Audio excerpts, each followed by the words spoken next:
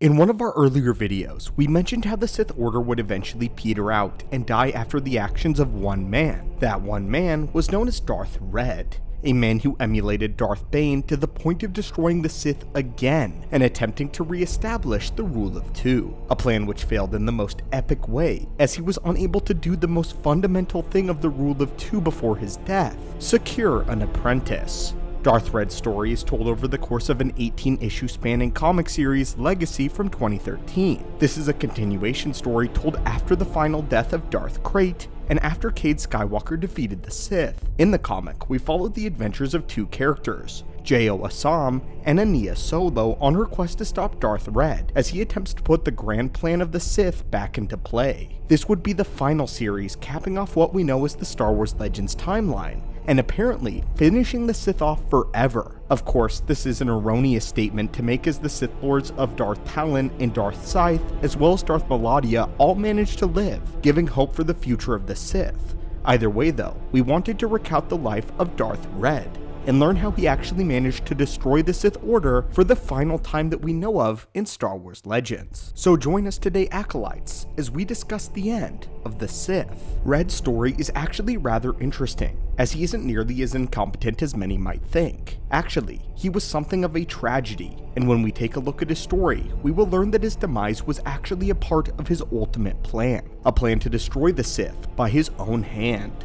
The man who would become Darth Wredd began his life as a genuinely good person, someone who desired to become a Jedi of all things. He was indeed Force sensitive, but by the time he became old enough, the new Jedi Order had already been dispersed to the far reaches of the galaxy due to the massacre on Ossus. His homeworld was a part of the planet of Mala, and his people were more or less a simple tribal group. Their technological advancement was very humble, to say the least, and the man who would become Darth Wredd knew of his Force sensitivity, and even though he couldn't join the noble Jedi, he still desired to carry on their values and traditions on his own homeworld. He was unable to craft the lightsaber successfully though, of course, but fashioned for himself a metal sword, almost like the ancient swords of the Jedi. He started out in all the right ways, even successfully defending his village from a large horde of attacking raiders. After this, he would become widely known as the protector of his people, and although he wasn't able to become a Jedi, he basically became the knight of his home world. But all of that came crashing down when he would have to face off someone far beyond his power, a foe that the galaxy has been plagued by for thousands of years. In the latter years of the Second Galactic Civil War,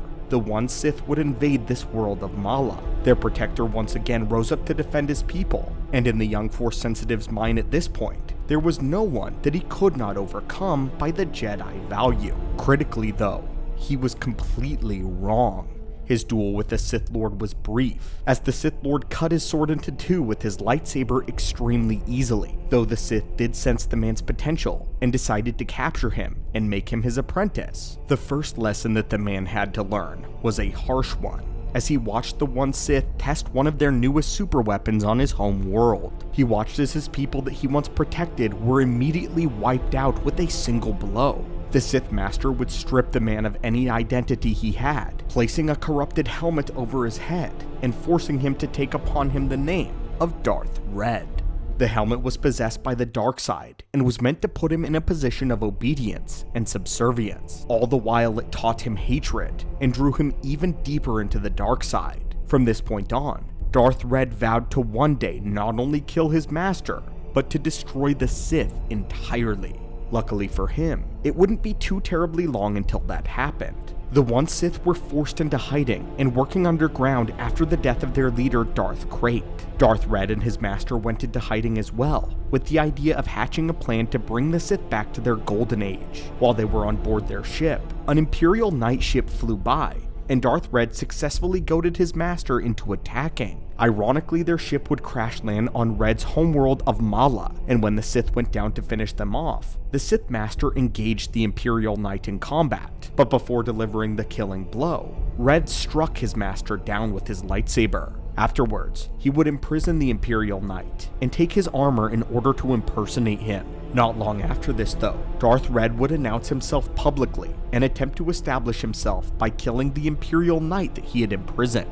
The Sith though would be stopped by Ania Solo, but despite failing to kill the Imperial Knight, Darth Wredd went on his own mission to fulfill his prospects of destroying the one Sith. He didn't start out with an actual plan though, but rather straight for bloodthirst. Darth Wredd would travel the galaxy rooting out Sith infiltrators, ripping them apart as they lay hiding in the shadows, quite literally becoming an anti-Sith. Darth Wredd hunted his own kind for blood. During this period, Darth Wredd was also subtly beginning to recruit JOSM to his side, pushing him closer to the dark side and trying to gain him as an apprentice. However, JO's loyalty remained with the Empire, and Wredd knew this. The Sith Lord would actually begin to manipulate JO and push him in the directions that he pleased in order to get his final plan underway. After the Battle of the Floating World, Darth Wredd was completely out in the open as a Sith killer, as he demonstrated to the Empire by slaughtering many Sith on the battlefield back to back with JOSM.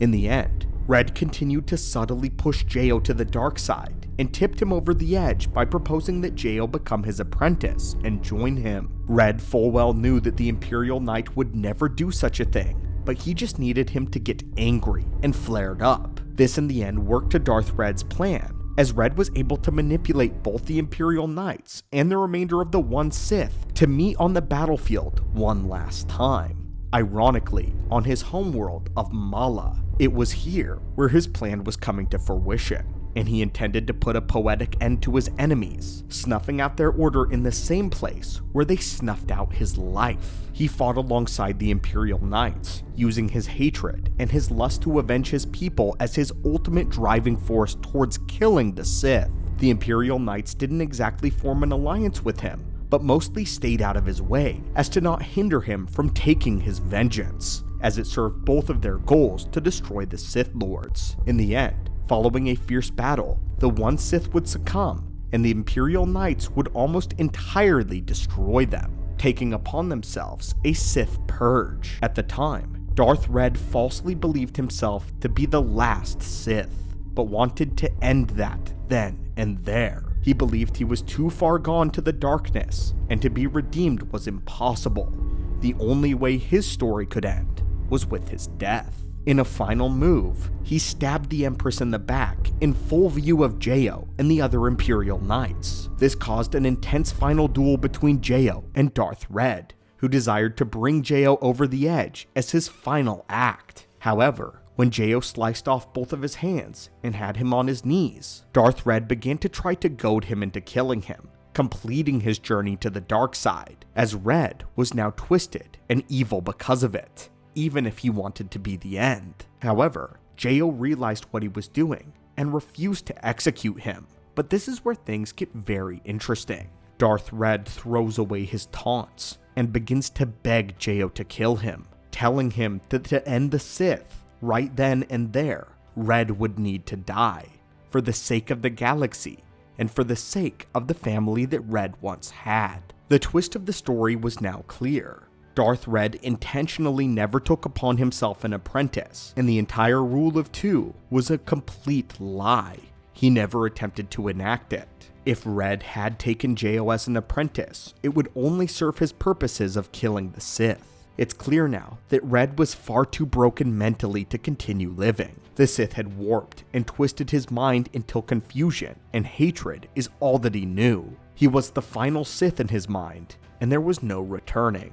As a Sith, all he deserved was what the rest of them deserved: death. He wanted to die on his home planet as what he assumed to be his final stand as the last Dark Lord. The Sith could meet their end in the same place that his people had. It's twisted, noble, and tragic all at the same time, but JO knew that if he made that choice, it would only bring him to the dark side. Luckily for everyone involved, Ania Solo had no qualms with finishing the job, and she would grant Darth Wredd the death that he desired for so long, shooting the Sith Lord straight through the chest with a blaster bolt, thus ending the Sith Lord, Darth Wredd, and presumably the Sith Order as a whole. Now though, like we stated, there were still other Sith around, so it is completely erroneous to say that the Sith were totally extinct. However, in the Legends continuity timeline, we have nowhere to go after this. No more material exists, and the Legacy comics come to an end here. So, based off of that metric in Legends continuity, this is the end of the Sith. It was Darth Wredd's plan all along to destroy the Sith and allow himself to be destroyed as to remove the stain from the galaxy, for the Sith to lose their existence, the same place where Darth Wredd lost his. Darth Wredd may have failed in seeing his mission to the fullest extent and completion, but there's no denying that Darth Wredd certainly joined the ranks as one of the deadliest Sith Slayers in all of galactic history. Well, my friends, I hope you enjoyed today's holocron and taking a look at the last Sith to ever exist in the Star Wars timeline. But what are your thoughts on the tale of Darth Wredd, the Sith Slayer? What are your thoughts on why he wanted to end the Sith? And if the Sith continue on past this point, what do you think would have happened? As always, my friends, thank you so much for visiting the channel and the archives today, and may the Force be with you always.